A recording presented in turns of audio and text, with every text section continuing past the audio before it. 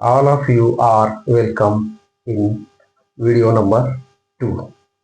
तर आपलं या 2 नंबरच्या व्हिडिओमध्ये सर्वांचं स्वागत आहे. आज आपण डायरेक्ट इंग्रजी कसं व्यक्त व्हायचं, कसं बोलायचं या भागाकडे वळणार आहोत. तेव्हा आज आपण सेल्फ इंट्रोडक्शन हा भाग घेणार. एक गोष्ट लक्षात ठेवायची, भाषा शिकत असताना प्रॅक्टिस केल्याशिवाय भाषा येत नाही.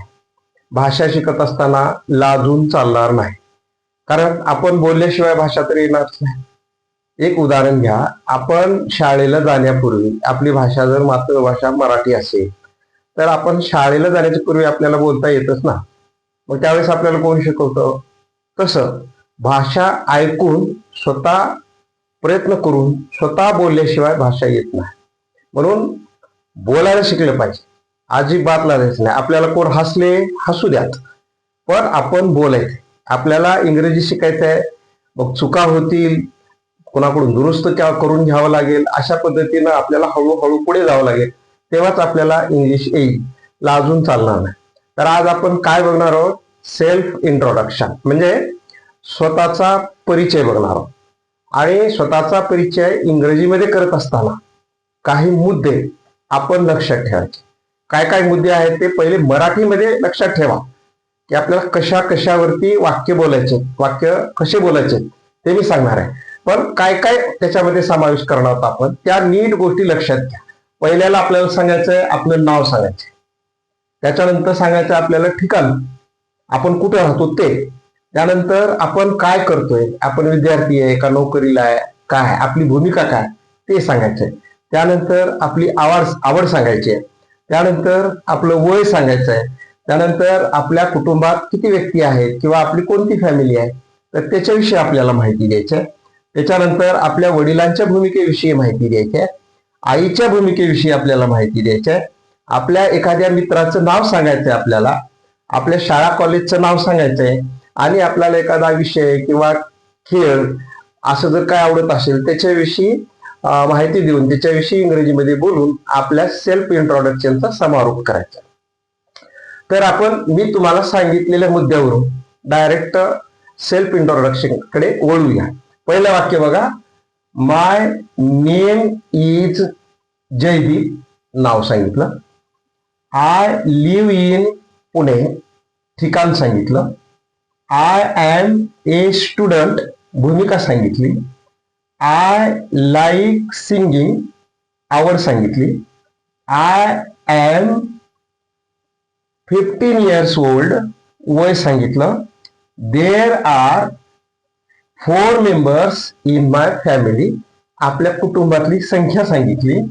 माय फादर इज ए टीचर, म्हणजे वडिलांची भूमिका सांगितली. माय मदर इज ए हाऊसवाईफ, आईची भूमिका सांगितली. रमेश इज माय फ्रेंड, आपल्या मित्राचं नाव सांगितलं. I study in modern high school, me modern हायस्कूलमध्ये शिकतो, आपल्या शाळेचं नाव सांगितलं. I love English language very much, मला इंग्रजी भाषा खूप आवडते. अशा पद्धतीनं आपल्याला स्वतःला व्यक्त व्हायचं आहे. व्यक्त होत असताना हे जे क्रम आहे, हे मुद्दे आहेत, ह्या पॉइंट्स वरती आपल्याला बोलायचं आहे. हे थोडेसे मागे पुढे झाले तर चालतील, पण आपण आपल्या नावापासून सुरुवात करायची. नाव सांगत असताना माय नेम इज असं म्हणा किंवा आय एम असं म्हणा. जसं माय नेम इज जयदीप किंवा आय एम जयदीप, या पद्धतीनं आपल्याला बोलायला शिकायचं. काही मुलं किंवा काही व्यक्ती काय म्हणतात, आय मायसेल्फ इज जयदीप किंवा आय मायसेल्फ इज सुधीर असं म्हणतो. आय मायसेल्फ इज त्याच्या पुढे नाव सांगणं ते ग्रॅमॅटिकली बरोबर नाही. म्हणून आपण 2 पर्यायापैकी एक निवडा आणि त्या पद्धतीनं आपण हे सांगायचं. तर या मुद्द्यावरून मग आपला सेल्फ इंट्रोडक्शन कसं झालं? My name is Jaydeep, I live in Pune, I am a student, I like singing, I am 15 years old, there are 4 members in my family, my father is a teacher, my mother is a housewife, Ramesh is my friend, I study in modern high school, I love English language very much. असं आपल्याला हे जमल्यानंतर फार फार सांगता आलं पाहिजे. आता हे आपण या दिलेल्या मुद्द्यावरून आपण सांगू शकतो, पण आपल्याला हे स्पीच मध्ये घ्यायचं आहे, आपल्याला बोलायला शिकायचंय. तर त्या पद्धतीनं आपल्याला उत्तर देण्यासाठी समोरच्या व्यक्तीला, एक मित्र आहे म्हणा किंवा आपल्या समोर कोणीतरी संभाषण करण्यासाठी व्यक्ती आहे, तर त्या व्यक्तीकडे आपल्याला प्रश्न दिले पाहिजे आणि त्या व्यक्तीनं प्रश्न विचारल्यानंतर आपण स्वतः उत्तरं सांगायची आणि त्या व्यक्तीला प्रॅक्टिस होण्यासाठी आपण प्रश्न विचारायचे आणि त्याला उत्तर द्यायला सांगायचे. या पद्धतीनं आपण काही वेळा, किमान 8-10 वेळा हे एकमेकाला जर विचारणा केली तर आपल्याला इंग्लिशमध्ये आपले सेल्फ इंट्रोडक्शन सांगायला खूप मदत होईल. आता जसं काही प्रश्न आहे, आता what is my name is असं आहे, तर व्हॉट इज युअर नेम हा प्रश्न होईल.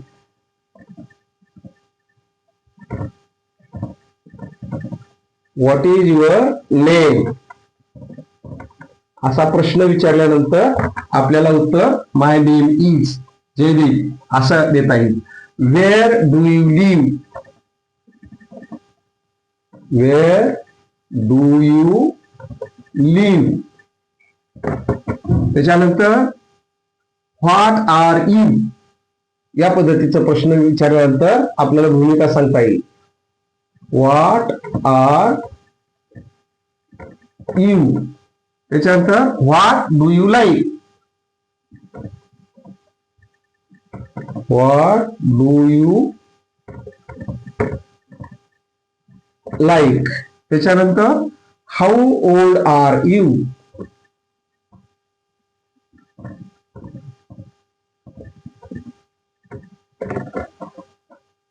How many members are there in your family, how many members are there in your family. प्रश्न असा येईल, how many members are there in your family. हा जरा मोठा प्रश्न आहे. उत्तर काय राहील, there are 4 members in my family. आता वडिलांच्या भूमिकेमध्ये, वडिलांच्या भूमिकेबद्दल प्रश्न, what is your father.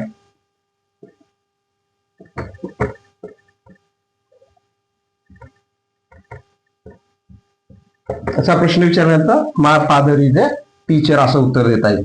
What is your mother.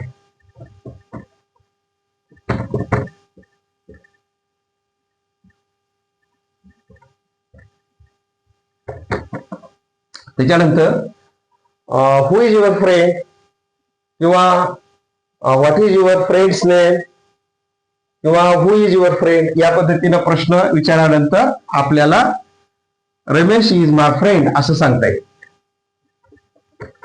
Who is your friend. त्यानंतर where do you study, where do you study. त्याचबरोबर what is the name of your school, what is the name of your college, किंवा आपण इशाराने your name, your college name, your school name असं प्रश्नार्थक भावाने विचारलं तर आपल्याला हे उत्तर देता येईल. I study in modern high school. What do you like most or what do you like very much.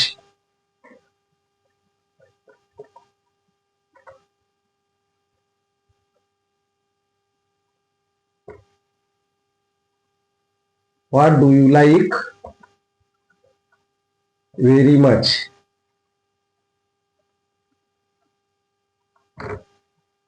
तर असे हे एकूण 11 वाक्यावरचे 11 प्रश्न होते.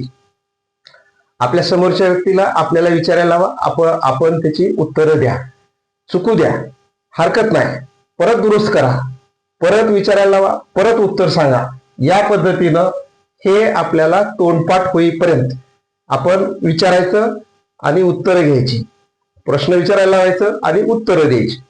या पद्धतीनं आपल्याला सेल्फ इंट्रोडक्शनची तयारी करता येईल, म्हणजे आपल्याला आपलं सेल्फ इंट्रोडक्शन समोरच्या व्यक्तीपुढे मांडता येईल. एक मुद्द्याच्या स्वरूपात आपल्याला असं निबंध टाईप लिहिता येईल आणि प्रश्नोत्तराच्या मदतीने आपल्याला संभाषण करता येईल.